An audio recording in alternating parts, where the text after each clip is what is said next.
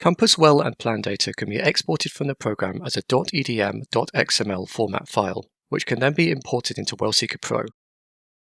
This clip will cover the import process and also how to verify that your data has imported correctly.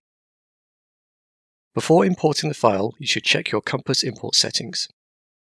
In the main WellSeeker interface, open the File menu, select Compass EDM Import Settings, and then Compass Import Settings. In the Settings dialog, select if you want to import targets and lease lines along with your wells. Targets are automatically assigned to their associated wells and plans, but for lease lines you can choose if you want to assign them or not. If not, you will need to assign them manually in the Targets window. Select if you want to import survey tools from the Compass export file. This is useful if the wells or plans in the Compass export are using instrument performance models that you currently do not have on your computer. Select if you want to import all well plans.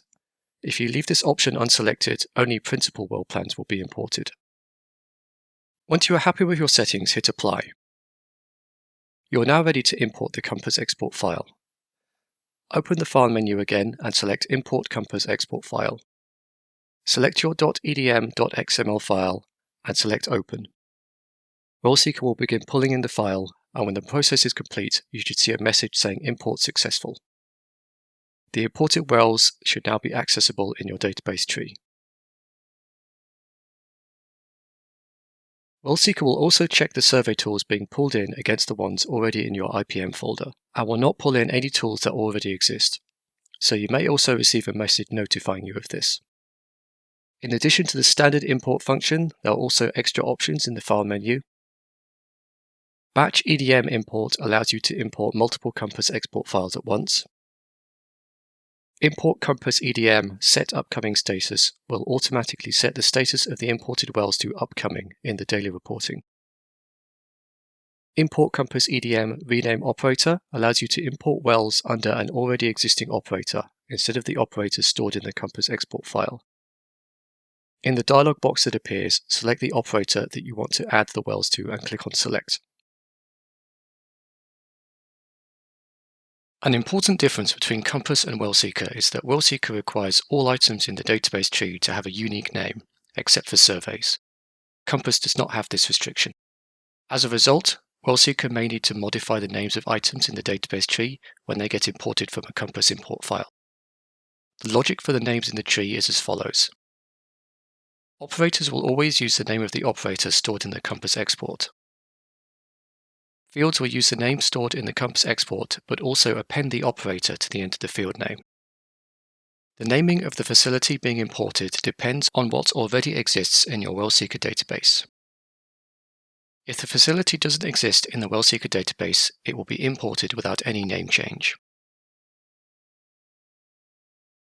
If the facility already exists, but under a different field to what's in the Compass export, the field name will be appended to the facility. And if the facility already exists under the same field, then the facility in the Compass export will overwrite the facility in your WellSeeker database.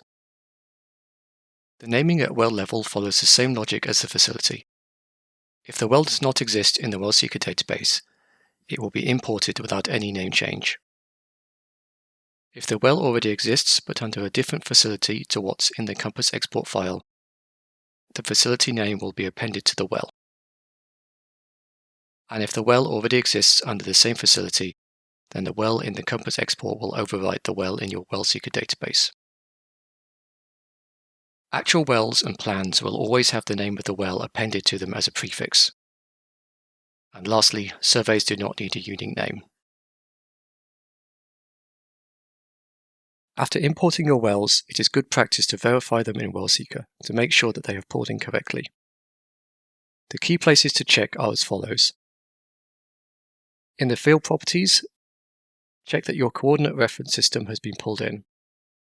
If you click on the Mapping Grid button, you can check the parameters that make up the coordinate reference system. Check that the north reference has correctly been assigned to grid or true north. Lastly, for the field properties, check that the system vertical datum has been correctly set.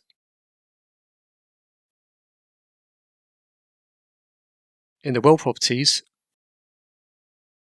Check the surface location of the well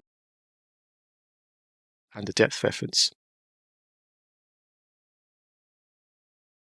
In the actual well and plan properties, check that the depth reference has been assigned.